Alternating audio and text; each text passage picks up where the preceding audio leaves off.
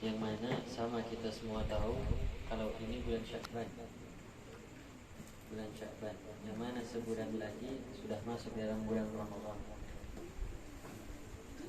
Dan ini penutupan. Setelah itu lanjut lagi libur dulu. Penutupan karena mau Ramadan, persiapan buat Ramadan. Kalau dulu kita sekolah, kita pengen libur, muridnya yang biasanya pengen libur. Kalau sekarang gurunya yang pengen libur. Gantian. Jadi Sya'ban kita sampai di sini. Setelah itu Ramadan kita libur.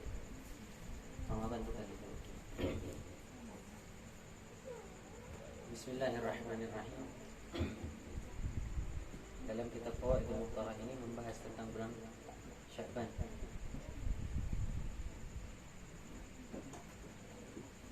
Yang mana sebelum daripada bulan Sya'ban ini bulan Rajab, Rasulullah sallallahu alaihi wasallam kalau sudah masuk di bulan Rajab, Rasulullah senantiasa membaca Allahumma barik lana fi Rajab wa Sya'ban. Ya Allah, berkahilah untuk kami bulan Rajab dan Sya'ban. Wa ballighna Ramadan, dan sampaikanlah sampai bulan Ramadan. Agar sempurna ini semua. Bulan Sya'ban, bulan Rajab, bulan Sya'ban dan bulan Ramadan. Bahkan Rasulullah bersabda, "Fadlul Rajab 'ala syuhur kafadlil Qur'an 'ala sa'ir kalam."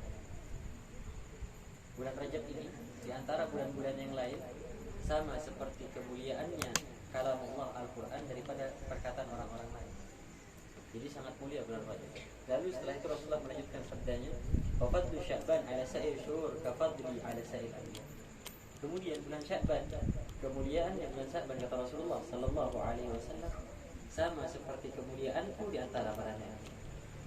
Rasulullah sallallahu alaihi wasallam sudah pasti menjadi nabi yang paling mulia, dan Sya'ban ini bulan yang mulia. Lalu wa fadlu Ramadan 'ala sa'ir syuhur ka fadlillahi 'ala khalqihi. Lalu Rasulullah bersabda, dan kemuliaannya bulan Ramadan sama seperti kemuliaannya Allah Azza wa Jalla di antara para makhluk.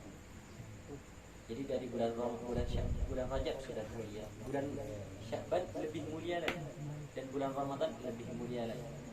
Jadi kita jangan cuma menunggu bulan Ramadannya saja untuk berbuat kebaikan, tapi dari bulan Rajab dan dari bulan sekarang ini bulan Sya'ban kita memperbanyak kebaikan. Kita perbanyak lagi kebaikan. Bahkan Rasulullah sallallahu alaihi wasallam dikatakan banyak berpuasa di bulan Sya'ban. Rasulullah banyak berpuasa di bulan Sya'ban. Dan Rasulullah di bulan Sya'ban ini mendapatkan pandangan khusus karena di bulan Sya'ban turunlah ayat Al-Qur'an yang mewajibkan salawat kepada Rasulullah sallallahu alaihi wasallam. Yang mana innallaha wa malaikatahu yusalluna 'alan nabi ya ayyuhalladzina amanu sallu 'alaihi wa sallimu taslima. Ini turun di bulan Sya'ban. Jadi perbanyak salawat kepada Rasulullah sallallahu alaihi wasallam di bulan ini. Perbanyak salawat. Kapanpun itu, dari awal masuk bulan Sya'ban perbanyak salawatnya. Jadi Sya'ban nanti perbanyak lagi salawatnya. Sampai keluar bulan Sya'ban. Jangan berhenti. Ramadan ditambah lagi salawatnya. Ditambah salawatnya. Karena jalan itu kita mendekat kepada Allah Subhanahu wa taala, tidak ada yang lebih gampang daripada bersalawat. Salawat ini yang paling gampang. Karena sudah pasti diterima. Kalau amal yang lain belum tentu diterima. Tapi salawat sudah pasti diterima oleh Allah Subhanahu wa taala. Yang mana dikatakan oleh syair, "Adimis salata 'ala nabi Muhammad faqabulha hatman li ghairi taraddudi." Perbanyaklah salawat kepada Rasulullah sallallahu alaihi wasallam karena sudah pasti diterima tanpa adanya pengembalian dari Allah. Sudah pasti diterima. Fa inna a'maluna baina al-qabuli wa raddiha ila salata 'ala nabi Muhammad. Karena sesungguhnya seluruh amal kami ini, amal perbuatan kita ini antara diterima atau tidak, kecuali bersalawat kepada Rasulullah sudah pasti diterima.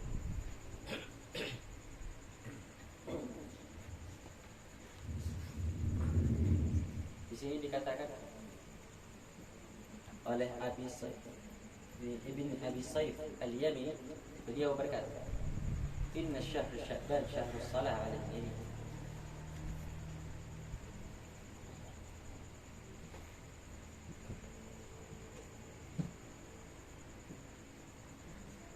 Di sini sama yang kayak disampaikan tadi. Beliau berkata, "Inna syahrus Sya'ban syahrus salah 'ala nabi." bulan untuk bersalawat kepada Rasulullah Sallallahu Alaihi Wasallam, karena ayat yang turun, ayat salawat ini turun di bulan Sya'ban.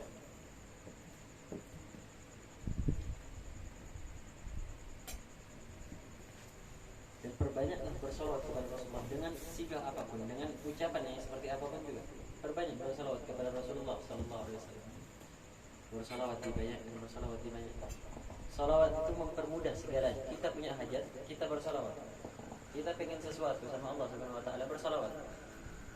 Semuanya salawat. Bismillahirrahmanirrahim. Salawat, salawat, salawat. Karena kalau salawat kita sudah pasti, kita yakin dengan salawat kita, kita pengen apa dikabulkan. Mau dipakai untuk amalan apa saja, salawat ini bisa. Salawat mau dipakai buat amalan apa saja bisa, asalkan yakin. Yakin yang nomor satu, keyakinan. Dan keyakinan ini jarang didapati oleh pemuda.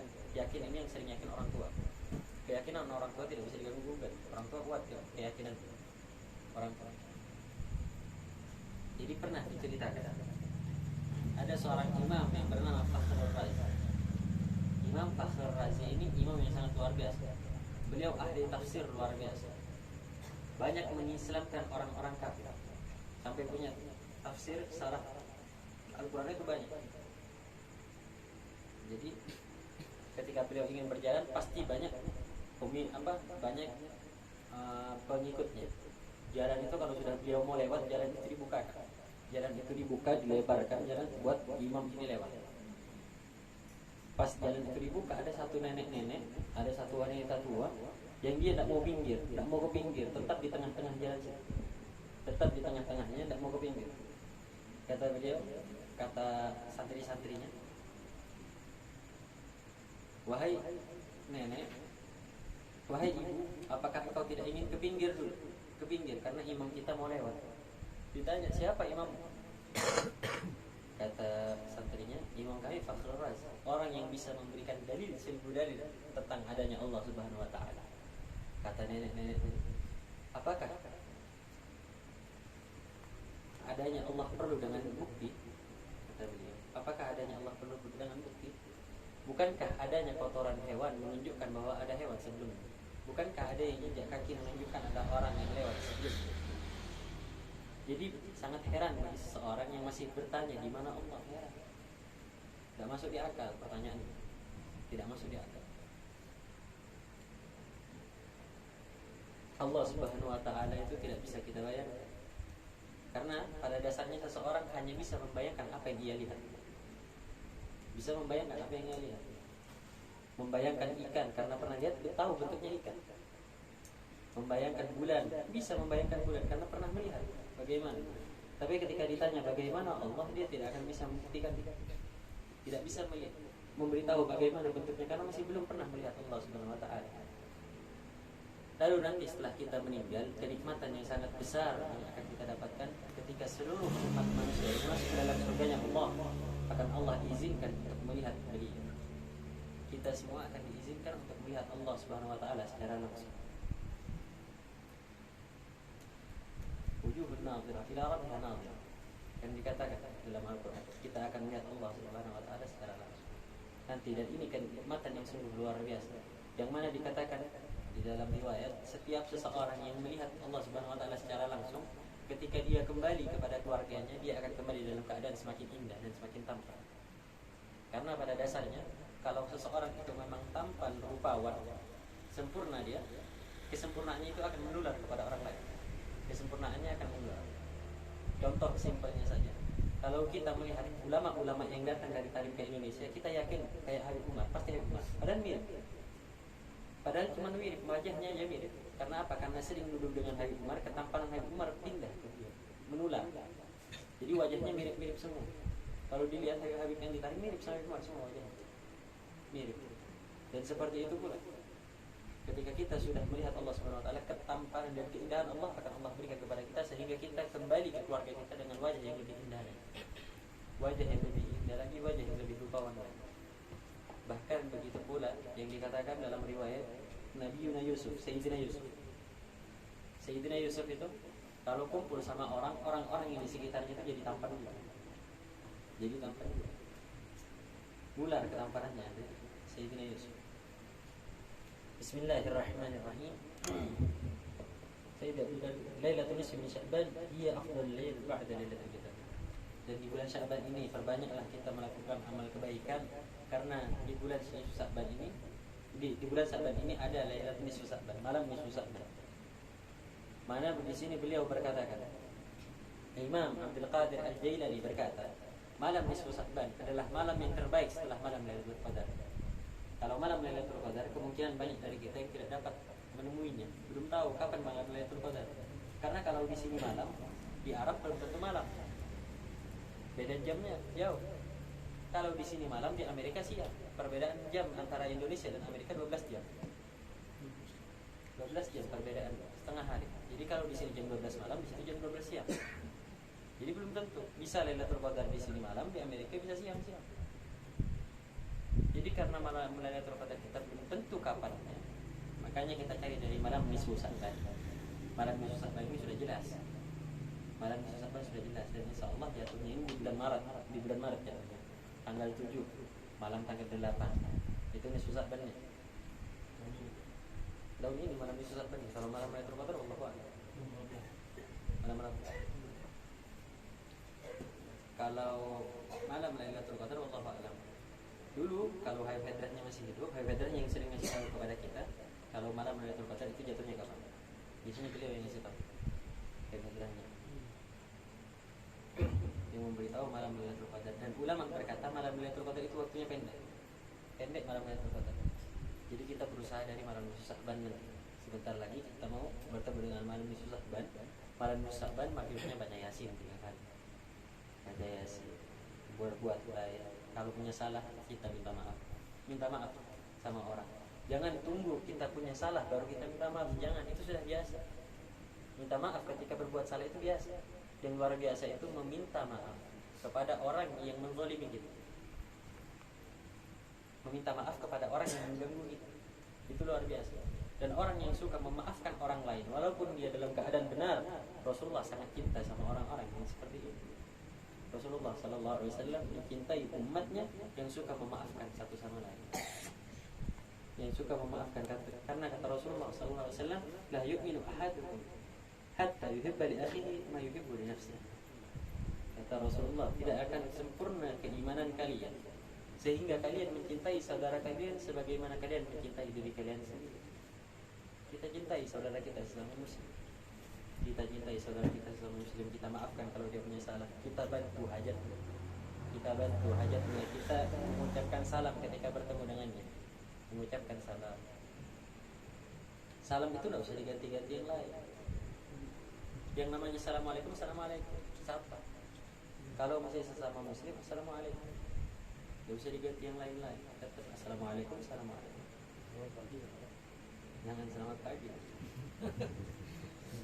Assalamualaikum. Assalamualaikum.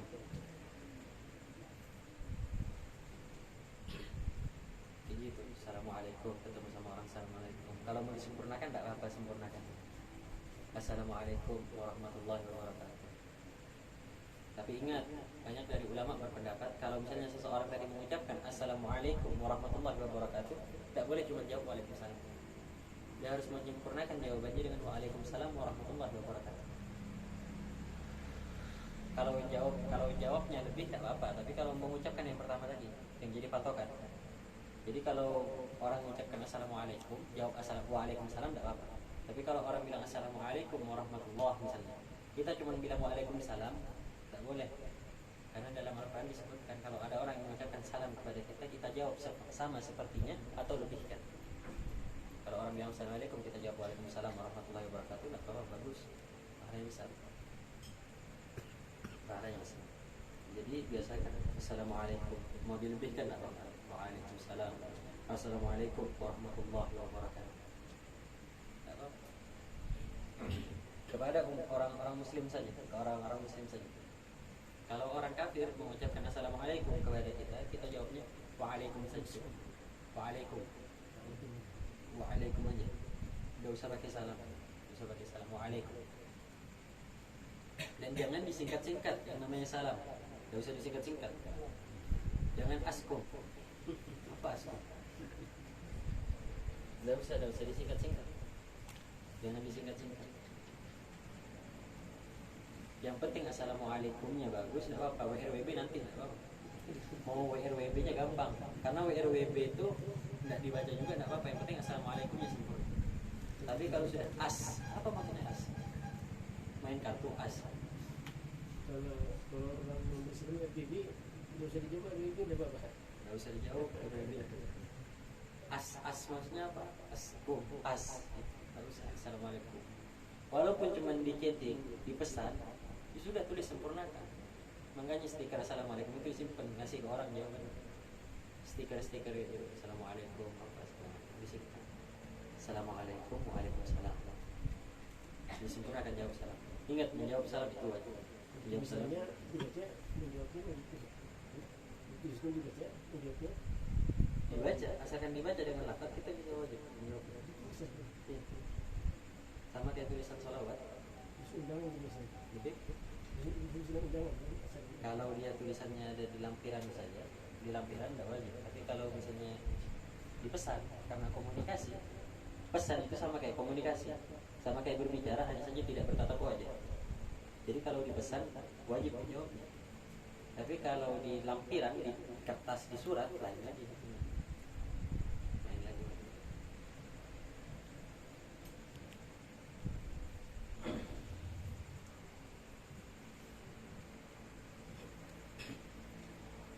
Bismillahirrahmanirrahim.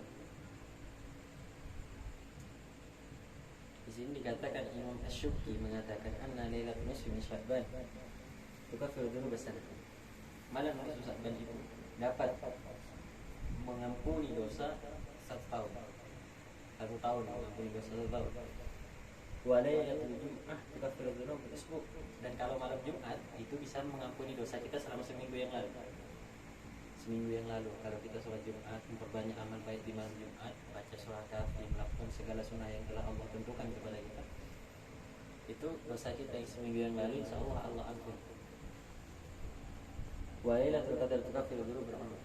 Dan malam Lailatul Qadar ini malam yang lebih luar biasa. Kalau kita sempat beribadah di malam Lailatul Qadar, melaksanakan kebaikan di malam Lailatul Qadar, maka dosa kita semasa umur kita yang telah lalu diampuni Allah oleh Allah Subhanahu wa taala.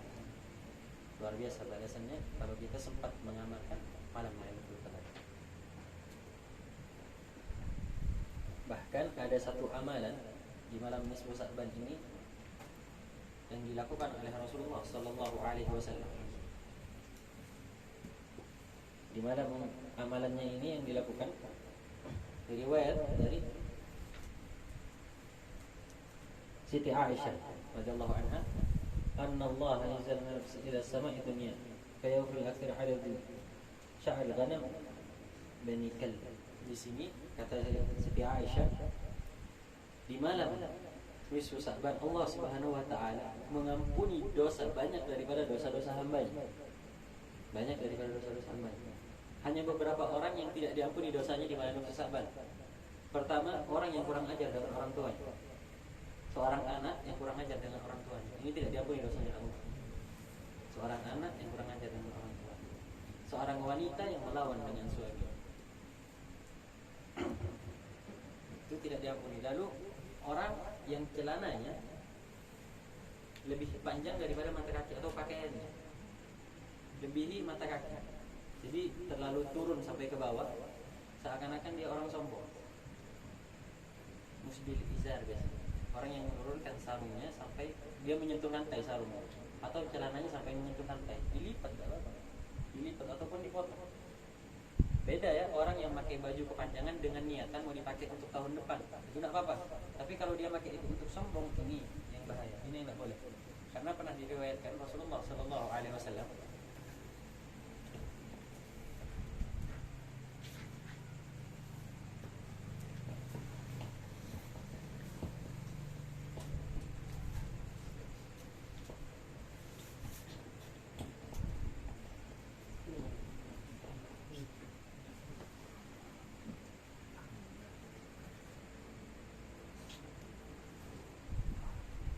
pernah satu sahabat, Rasulullah Sallallahu Alaihi Wasallam melihat satu orang sahabat yang mana dia pakai gamis sampai menyentuh tanah gamisnya. Dimarahin sama Rasulullah Sallallahu Alaihi Wasallam. Kata Rasulullah, potong gamisnya, potong gamisnya. sahabat tadi, kami sudah biasa ya Rasulullah, di kampung kami ini pakai sarung, pakai gamis sampai menyentuh tanah, sudah biasa. Kata Rasulullah, apakah engkau terbiasa dengan pakaian yang membawamu kepada api neraka? Jadi jangan dibiasakan pakai pakaian berlebih-lebihan.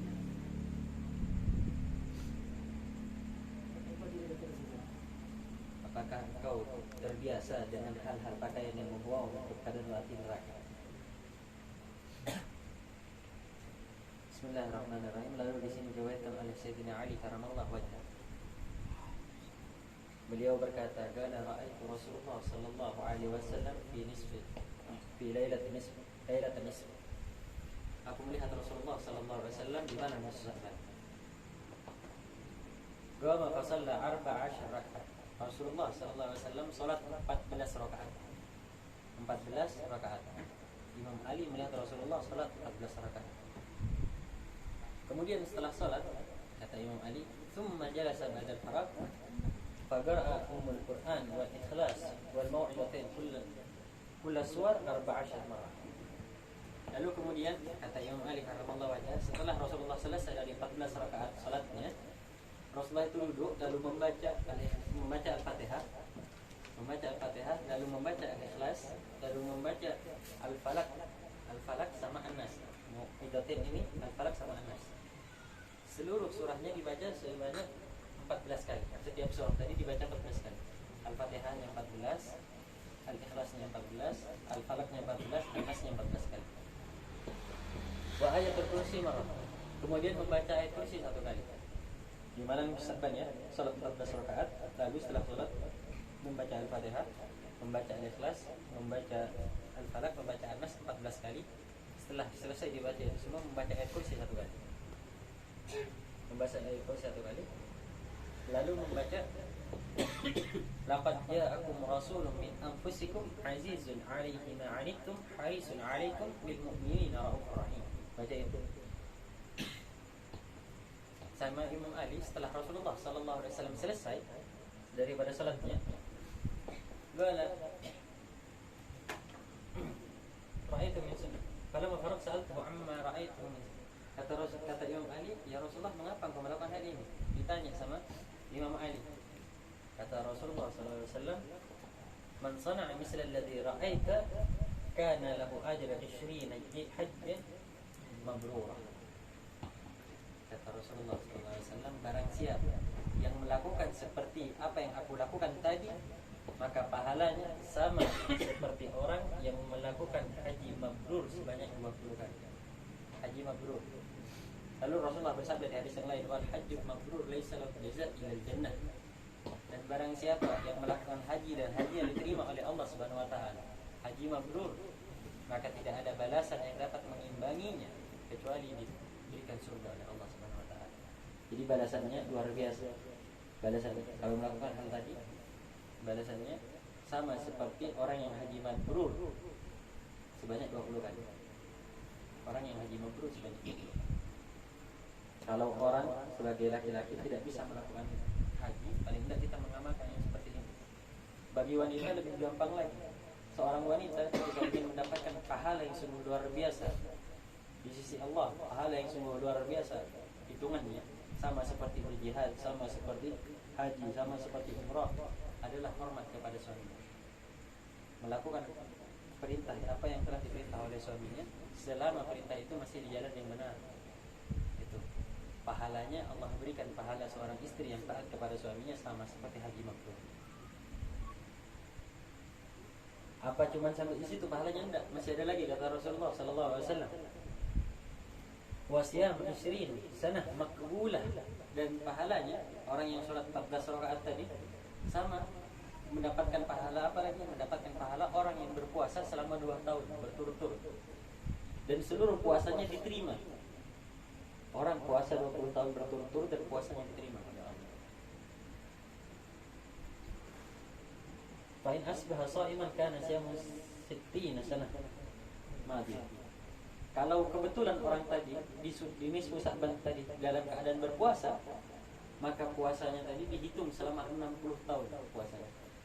60 tahun yang lalu diterima amal ibadah.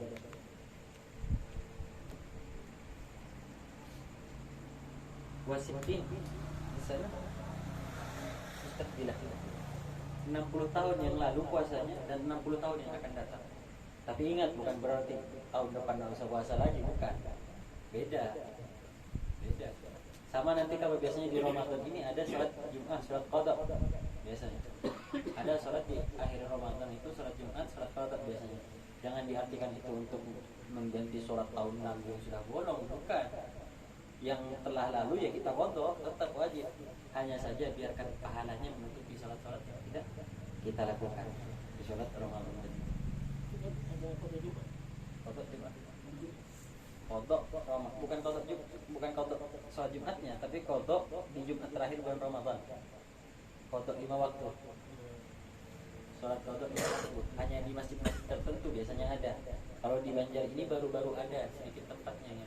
Di Banjar baru, karena di Banjar ini dikira ajarannya tidak jelas, padahal ajarannya jelas. Salafun saleh mengamalkan, bahkan diamalkan oleh Syekh Abu Bakar bin Salim tentang salat. Cuman kalau mau sholat itu jangan di masjid-masjid yang sebelumnya ada. Kalau masjid itu sudah ada, kita kerjakan. Kalau masjid itu tidak ada, tidak usah dipaksa. Tidak usah kita salahkan orang. Jangan disalahkan orang yang tidak melakukan, jangan salahkan orang yang melakukan. Jadi kita tengah-tengah saja. Biasakan jadi orang itu netral. Jangan suka menyalahkan. Kalau kita punya ilmunya dan benar salah baru boleh. Tapi kalau kita masih pakai katanya, ujar, jangan. Takutan orangnya yang melakukan ini punya ilmu, dibalasnya kita supan. Jadi kita ikut saja. Selama orang itu melakukan kebaikan, kita iyakan. Selama kita amal ibadah kita tidak diganggu, kita melakukan kebaikan tidak diganggu, jangan ganggu orang lain. Jangan suka menyalahkan apa yang dilakukan oleh orang lain. Ibadahnya jangan begitu. Kayak tarawih ini biasanya sholatnya macam-macam. Ada yang sholatnya 11 rakaat, ada yang sholatnya sampai 21, beda-beda. Rakaatnya beda-beda. Yang sedikit ya silahkan, biarkan. Yang penting masih sholat. Tidak usah disalah-salahkan. Yang banyak dibiarkan. Yang namanya sholat tarawih, yang penting sholat tarawih. Biasanya yang suka momen tentang ibadahnya orang, dia tidak melakukan biasanya. Yang suka momen ibadahnya orang, suka mencampuri urusan orang lain dalam beribadah, biasanya dia tidak melakukan. Atau dia melakukan tapi dia Wahabi biasanya. Wahabi dia suka untuk mengomentari ibadah orang lain, suka mengomentari ibadah orang lain. Tapi jangan sampai kita suka mencampuri urusan orang lain. Jangan mencampuri urusan orang lain. Kalau dia melakukan ibadah, kita nurut aja, kita iyakan. Selama orang itu baik di mata kita ikut. Selama orang itu baik. Tapi kalau orang melakukan kesalahan, jangan kita benci orang yang kita benci kesalahan. Siapapun melakukan kesalahan, jangan pernah kita benci orangnya. Karena kita harus sadar setiap makhluk itu ciptaannya Allah.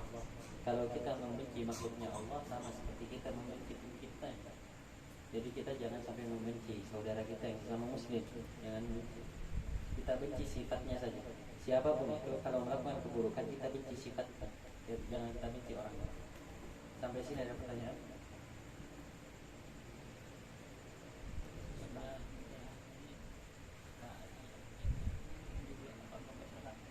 Ayatnya setelah 14 rakaat tadi baca Al-Fatihah. Setelah Al-Fatihah Al-Ikhlas kulhu.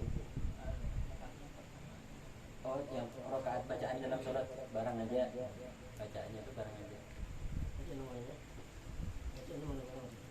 Bacaan sholatnya pas Fatihah, setelah Fatihah di sholat ya. Barang aja, baca surah kan, baca Yasin kan, baca Al-Baqarah. Ayatnya. Namun semangat baca Al-Baqarah ini berapa apa juga. Semangat Al-Baqarah mengitir barang berarti. Kalau ada ampun dulu baca Quran, mungkin ada campur mana di rumah Evan ya Pak. Kuluman alaihi fan. Maksudnya ayat rumah Evan. Rumah Evan. surat Ar-Rahman itu kan? Ya. Surat Ar-Rahman. Iya. Kuluman alaihi fan. Rumah Evan itu Kuluman kan? rumah Evan. Kullu man 'alaiha fan wa yabqa wajhu rabbika dzul jalali wal ikram. Itu artinya yang dipertanyakan Fan itu bagaimana? Atau ada punya fan bagaimana? Oh, fan yang dimaksud itu kuluman alaiha fan wa Iya. yabqa. Seluruhnya kuluman alaiha fan, seluruh segala sesuatu akan hilang. Fana menjadi fana. Wa yabqa wajhu rabbika dzil jalali wal ikram. Yang hanya menetap, yang akan tersisa hanya Allah Subhanahu wa taala. Jadi nanti kalau sudah kiamat itu seluruhnya, bahkan malaikat maut, bahkan Israfil pun yang meniup sangkakala akan Allah cabut nyawanya, akan Allah buat meninggal. Tidak ada seorang pun yang hidup. Kullu man 'alaiha fan. Yang disebut 'alaiha itu di atas dunia, yang hidup di dunia, yang hidup di yang memiliki nyawa. Kullu man 'alaiha fan. Setiap sesuatu yang memiliki nyawa, setiap sesuatu yang berada di atas muka buminya Allah akan fana, akan menghilang. Wa yabqa wajhu rabbika dzil jalali wal ikram. Dan hanya tersisa Allah Subhanahu wa taala. Maka alaiha fan itu dari sekarang sampai terusnya. Itu yang dimaksud nanti akan ada waktu itu sudah meninggal semua. Dan bisa dimaksud dari awal itu juga bisa dari awal, karena sebelum kita sudah banyak sudah tidak ada. Dari sebelum kita sudah banyak yang sudah tiada. Dari sebelum kita. Jadi ini menunjukkan untuk semuanya yang sama seperti arti setiap yang bernafas akan mati. Setiap yang bernafas akan mati. Tidak ada yang selamanya. Semuanya fana. Semuanya fana, sehingga yang tersisa hanya Allah Subhanahu wa taala. Nanti bisa ada macam-macamnya. Fan yang dimaksud di sini fana, menghilang semua. Fan itu kan ada fan fillah, ada fan timur kan. Itu lain maknanya lagi, sama kayak Allahumma shalli ala Muhammad. Bisa dalam bahasa Indonesia ada bisa artinya bisa melakukan, ada bisa artinya racun. Ular berbisa. Sama fan dalam bahasa Arab, jadi bahasa Arab ini banyak memiliki makna. Ada yang dimaksud fan mati, ada yang dimaksud fan suka, ada yang dimaksud fan mata pelajaran. Tergantung artinya dipakai lagi. Jadi bisa jawabannya itu ketiganya mau dijawab ada dua. Nah, jadi dalam mentafsir sesuatu, mengartikan sesuatu kalimat, kita lihat yang cocok yang mana. Sama kayak saya bisa berjalan, bukan berarti saya racun. Kan bisa di sini berarti bisa melakukan. Bisa di sini bisa melakukan. Jadi, Bisa kalau di Indonesia. bisa kan ada bisanya ular.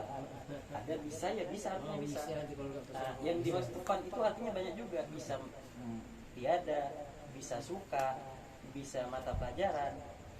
Fannya apa? Fannya fikih. Jadi mata pelajarannya fikih. Bukan tidak ada fikih, bukan cinta fikih, belum tentu juga. Maksud alaiha itu ada mana? Kuluman alaiha ada.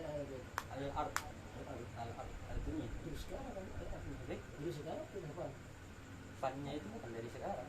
Maksudnya Al-Quran ini bisa yang lalu juga bisa yang lalu juga, bisa yang akan datang juga. Makna dari Al-Quran ini panjang. Maka dari itu seseorang ingin mengartikan Al-Quran ini tidak bisa untuk mengartikan sepenuh makna. Ada pertanyaan lagi? Tentang salam tadi, kalau ada tamu memberi salam kepada rumah tetangga, tapi kita mendengar, apa kita wajib juga menjawab itu? Nah, tadi anak membahas gini ya.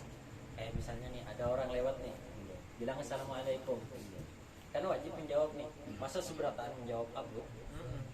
Satu, mewakilkan untuk yang lain. Dan yang biasanya yang menjawab salam ini yang dituju sama yang memberi salam. Misalnya ulun mengucapkan assalamualaikum, kan pian yang mentuju, kada usah orang lain yang menjawab, kecuali pian kada membalas, orang lain yang menjawab.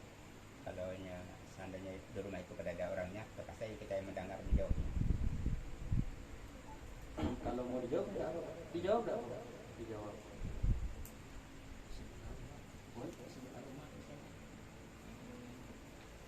Amun kita yang langsung menjawab, kita kada keluar, dikira orang di dalam rumah menjawab. Jadi kita keluar dulu menjawabnya.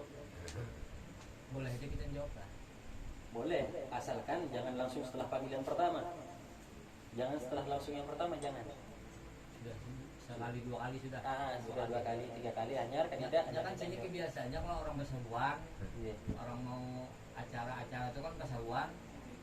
Kita belakang sana assalamualaikum, ya orangnya kan ada. Kita yang di sini ada. Jadi salam, orangnya kan dadaan. Nah, itu amun yang di sini sudah tahu di sebelah kali dawannya, ya langsung jawab kada apa-apa. Langsung jawab, kesian orang menghadangnya. Tapi kalau kita masih ragu-ragu adakah kadakah, biarkan dulu, ditunggu dulu. Dan lebih sempurnanya lagi, biasanya yang mengucapkan salam itu orang yang berkendara kepada orang yang diam, atau orang yang misalnya kita duduk-duduk nih di sini, ada orang yang berlalu mengucapkan assalamualaikum, itu lebih dianjurkan lah untuk yang berjalan mengucapkan assalamualaikum. Bukan yang duduk-duduk mengucapkan assalamualaikum, bukan yang berjalan, tapi yang berjalan mengucapkan assalamualaikum. Bukan berarti nggak boleh, boleh saja. Boleh. Ada pertanyaan lagi? Kirim salam. Oh, kalau ada orang bilang misalnya kirim salam, yang jadi pertanyaan ini misalnya ada, kah? Jadi kalau ada orang kirim salam sama kita, waalaikumsalam, waalaikumsalam, waalaikumsalam. Yang kirim salam itu nggak? Kirim salam. Jadi yang di bawah sini si anu kirim salam itu, jadi katakan Ini kan misalnya ada orang yang bilang, Bib, ada yang berkirim salam lawan pian. Belum menjawabnya wa'alaika wa'alaihissalam. Wa'alaika.